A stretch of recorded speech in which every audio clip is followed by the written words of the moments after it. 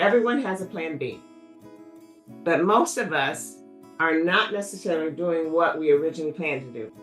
Yeah, this is not where I thought I would be at all. If I knew I'd be in nursing, and then I wouldn't have kind of wasted a degree in biology. Although, Was it wasted, looking Valencia? back, it's not wasted at all. Amen. It definitely helped, prepare me. You may not know like what you're gonna do, what you're gonna do next, but just like try to be the best at everything you do. I have patients who say to me, "What do you think I should do?" Or what would you do? Well, it doesn't matter what I would do, because I need to know what's important to you. I think what's important is finding what you're passionate about and incorporating it. Welcome back to our podcast. The better you are, the better you are. Everyone has a plan B, but most of us are not necessarily doing what we originally planned to do. Valencia's not doing what she originally planned to do. I think Brandon wanted to be a pilot. Boom, boom, boom. I'm a pilot, but I'm not doing what I originally planned to do. A lot of people aren't necessarily doing what they originally planned to do. Just give us a few words on how you figured it out. Valencia, how did you figure it out that you wanted to be where you are now? Oh, well, I guess it was a lot of trial and error, and it's okay to, make mistakes, and your path may not be linear to, get to where you would like to go in life. I think I learned that. Yeah, this is not where I thought I would be at all. If I knew I'd be in nursing, and then I wouldn't have kind of wasted a degree in biology. Although, was it wasted, looking Valencia? back, it's not wasted at all. Amen. It definitely helped, prepare me in my career today. And it definitely helped prepare me all along the way with my training. Just having that background was definitely beneficial. So even if where you're trying to get where you're going, if the path is not linear, it's okay. God has the plan. Yeah, it's like that scripture, man plans his way, but God directs his path. So here's what I think I'm gonna do, because I tell you, I knew what I was gonna do, and I'm not, and people change their mind. I said, not me. I know what I want to do. I'm not at all doing what I expected to do. Yeah. And my path has just been, I've been blessed by my path and what I'm doing. So what about you, Eric? How did you navigate that path? How did you figure it out that this is what you? Yeah. I grew up wanting to be an NFL player, and I, trained and kind of had all my focus in that direction. And then when I got done playing in college, that dream wasn't a reality, and it was tough to kind of pivot. I think one thing that I would just give advice to anybody is just like, you may not know like what you're going to do, what you're going to do next, but just like try to be the best at everything you do. So like, while I didn't necessarily have a backup plan while I was playing ball, I just knew I wanted to be. I put everything I had into it, and like because of that, when I was finished with that, I was able to like be done with that, and then look at the next thing, and then like be like, all right. At first, I was doing social media. It's like, all right, I'm gonna be the best at that, and then when I hit that roadblock, like, all right, now I'm gonna do real estate. I'm gonna be the best at that. So like, you may not always know what you're gonna do or what's next. Your path may not be linear, like Valencia said, but if you just do the best at whatever's in front of you, things will kind of take care of itself. And then on top of that, too, I'd also say like I think it's important to kind of know like where you want to end up and then work backwards from there. So like a lot of like my decisions were based on my life vision. So I was thinking about what I wanted out of life. I saw how my parents lived, for better or worse. I saw things that they did, traveling around, moving around state to state. I knew that I didn't necessarily want that. I had an opportunity to get into coaching after I was done playing, but because I knew that what was important for me was like wanting to be like somewhere consistent for the next 20, 30 years, kind of having community and not bouncing around. I turned down an opportunity. I didn't know I was going to do real estate, but I just knew that like coaching wasn't necessarily what I wanted to do. But I wouldn't have made that decision if I had not thought about my life vision and what I want my life to look like 30 years from now. Otherwise, I'm like, oh, coaching, that sounds amazing. Who wouldn't want to be an NFL coach? I'll go to Philadelphia tomorrow. Oh, we got fired. I'll go to San Francisco the next year. But I knew like I want to live in Tampa. I want to be in the same place for a while. I value that. I want my kids to grow up going to the same schools. So like for me, like coaching wasn't going to be a route because I saw my dad, Tampa, Indianapolis, Minnesota, Kansas City, Pittsburgh, so like, that's not what I wanted for myself, but I had to take the time to think about that instead of just like I had to be intentional about how I was living before, and not just waking up and be like, oh, I got a job offer in Philadelphia, I'm gonna go take it. So I know I rambled a lot there, but I think just No, I think that's that's whatever's in front beautiful. of you, and then just Amen. knowing what you want out of life is going to help you. And one of the things I was going to say is, I have patients who say to me, "What do you think I should do?" Or what would you do? Well, doesn't matter what I would do, because I need to know what's important to you. Yeah. And what's important to you was stability and being in one place, where other people, oh, I love traveling to all these different cities. And matter of fact, I don't like being in the same place all the time. Right. And so it's no right or wrong to it, but this is what's important to me, and then you decide from that on. And so I always have to laugh when patients say, well, you're the doctor, you tell me what to do. I need to know what's important to you, and we're going to Absolutely. go from there. So that's absolutely important. And uh trusting that God has a plan for you, and that all these pieces fit together. We think we're traveling this path, but God said, I got this all planned out already. And this piece is going to fill in here, and this piece fill in here, and this piece fill in here. And we go on, and then it gets you like, oh, like Valencia, I love what I'm doing now. I just love what I'm doing, and I'm doing that. But it went through biology to this to that, but that all makes you It all excellent at what worked you're doing out. now. Yeah. Amen. What about you, Lauren? Who I must say, Lauren moved to DC area at whatever age, young 20s. I would be terrified to do that. And living on her own and doing things that are amazing, but it just has the skill set and the personality for that I think I'm a strong individual. I don't know that I could do that now, so but is that what you always intended, or was that your plan? And who knows, you guys are still young, your plans are still developing. It's not over yet. But what about you, Lauren? I think I took what it was not my plan going into college. It's after an internship and realizing I want to be in DC, then I kind of pivoted and said, after school, I want to be in DC at some point. I want to go try to get a job on the Hill. Um, I think what's important is finding what you're passionate about and incorporating it. So for me, it was law school was a path, and then I liked DC, but I came in to college as a psychology major. I always got questions from people, whether it was when I said, I'm looking at law school, it was, well, why aren't you political science? Why psychology? Or you should look at this. Or sometimes it was advice from people early on when you can still change your major and nothing really gets affected. And I was like, no, well, I like psychology, I like learning how the brain works. And then even in maybe some psychology classes, it was set up as somebody who wants to go get a PhD, or you should look into this. And I was like, no, I like psychology. I'm happy with my classes, but my route, I want to be this. Um, and so, yes, I moved to DC during COVID after graduating. It was a fun time. Um, and had an idea of, okay, I'm going to apply to jobs on the Hill. Then I get an opportunity to apply for a consulting firm in DC. I know the Hill side, the public side, I don't know the private side, and kind of trusting people, kind of finding mentors and saying, hey, I don't know really what this entails. Am I a good fit for this? And ended up going something new that I ended up loving, that now helps me now in my role, because from a firm, you have multiple clients that you're helping, instead of on the Hill, it's you have your constituents for whatever state or district you work for. They're all related. So I've learned skills from each that now in a university setting, it's the same as a firm where you have multiple clients. There's a lot of things that go into a university. It doesn't matter what university is. You have different colleges, you have different, you know, students, you have different faculty. And so I think taking changes as lessons and taking those lessons with you, and not knowing it's not the end. And so I think I've taken those changes, found lessons in them that are now helping me with where I am. Excellent. How about you, Mr. Brandon?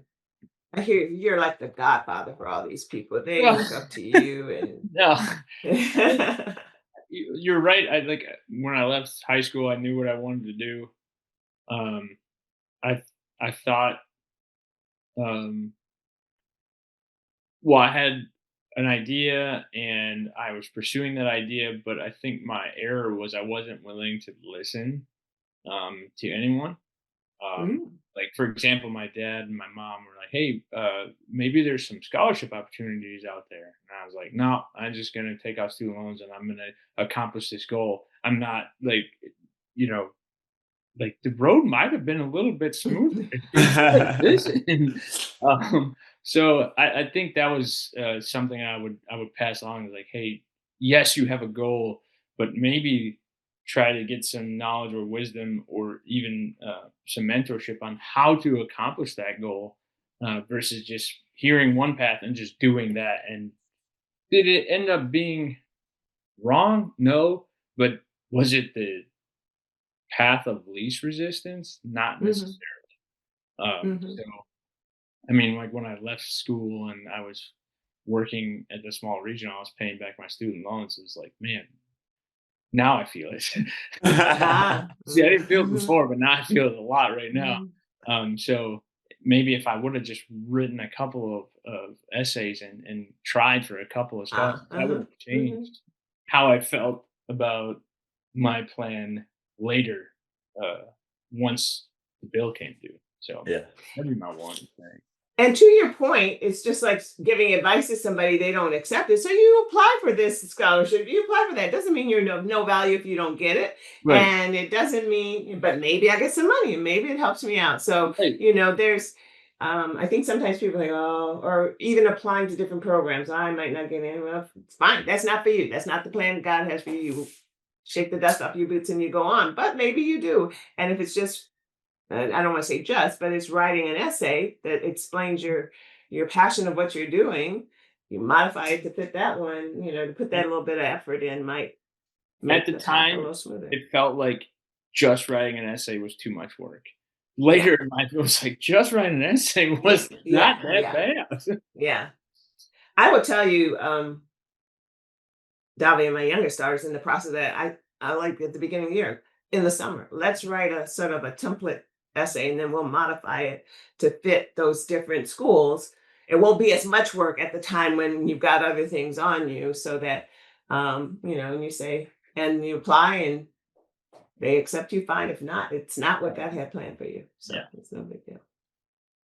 I think I have one more question for you guys. It's after 12 o'clock. I don't want to keep you all day, but I am having a lot of fun with these conversations. How do you how do you navigate stress? Everybody has stress in their life. What do you do to relax? What do you do to navigate stress? What are some skill sets or some things you can offer to people just to help them not be so stressed?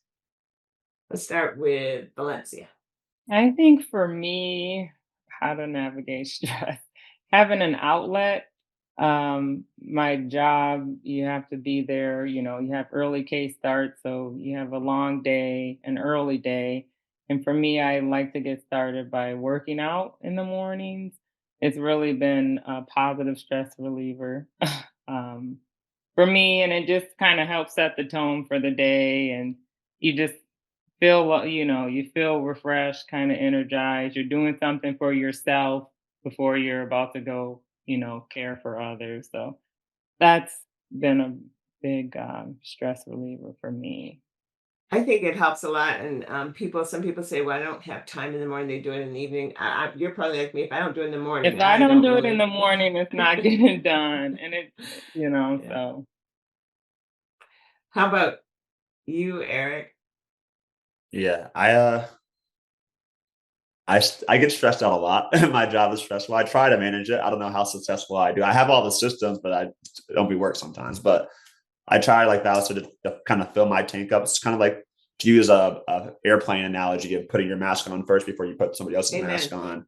So I try to wake up every morning, meditate, do a little quiet time, read the Bible, get my workout in before I start trying to go like help my clients out. That being said, I still get stressed out. Sometimes things happen.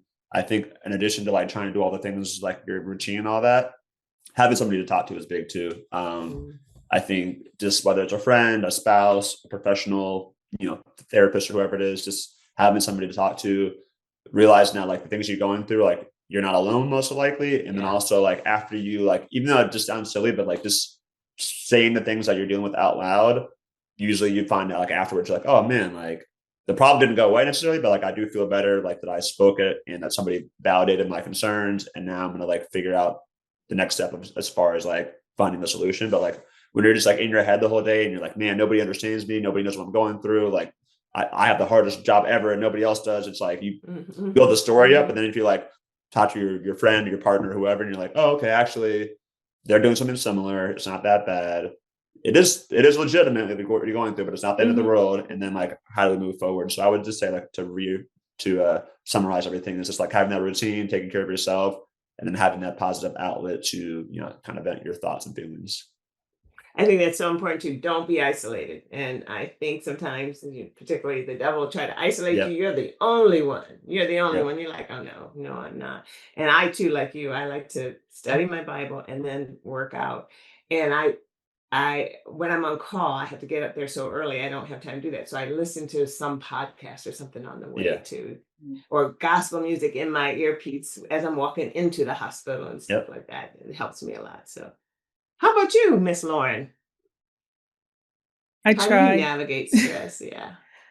Try to navigate stress. Don't we all try. think I have it fully figured out and things change. It was, I would have a workout class after work, and that was something set at a time I found I enjoyed, that, I could go and I know that it's coming. So I feel good. I'm around other people, especially living alone, that aren't work people, that I could kind of communicate with and slam a medicine ball and let all the frustrations out. So sometimes it's that I need.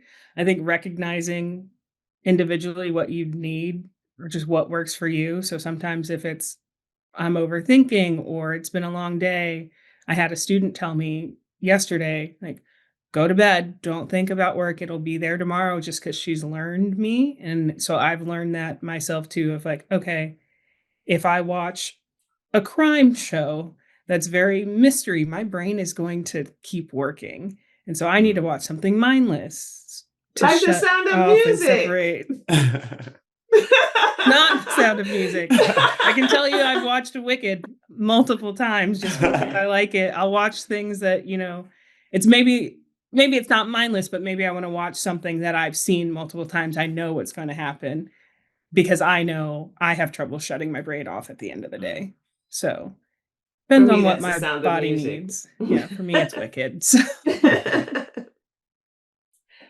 I was going to say something. That sort of speaks to the time limits as well. Like your friend who gave you advice, just go to bed.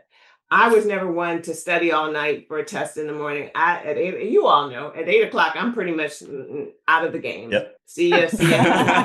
And so, and I'll get up early and study, but the brain's not that 4 more hours of studying. You're not getting, in my opinion, that much more into your brain. Get rested. There's time limits for reasons. Some mandated, some you have to put on yourself. So, were you gonna say anything else, Lauren?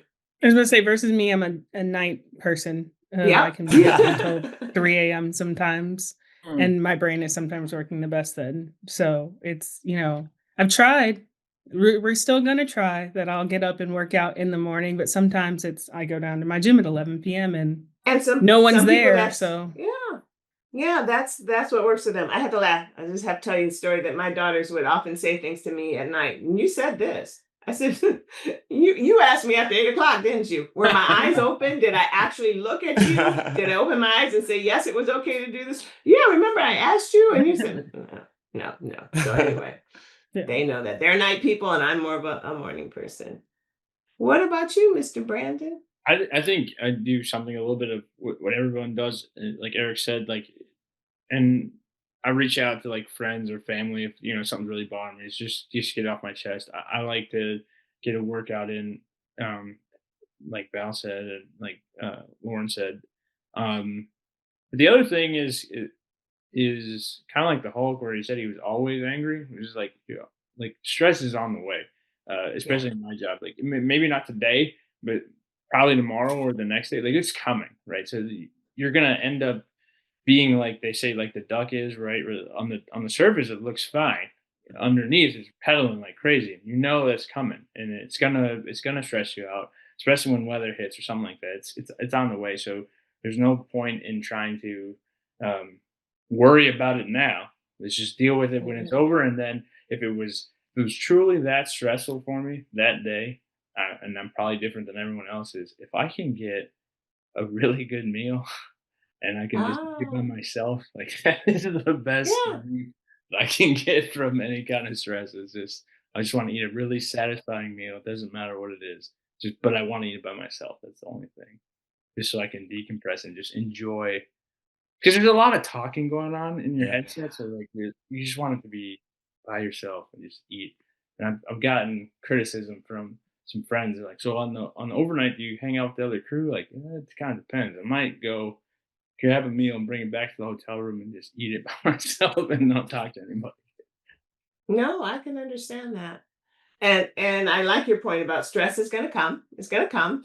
And you know, in my job, I know that there's always decisions to be made and stressful things or situations that occur. So I pray for wisdom, and I tell the residents, all you can do is the best you can do.